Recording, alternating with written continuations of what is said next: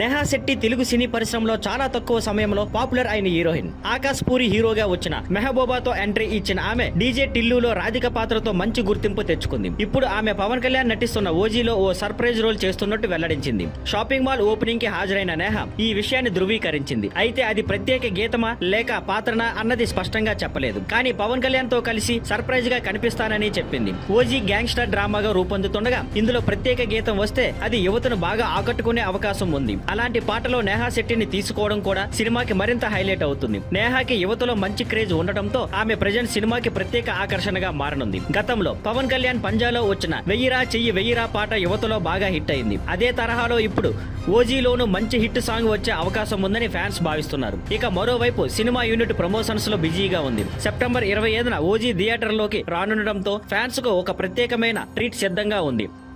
Thank you for watching. Please like, share and subscribe.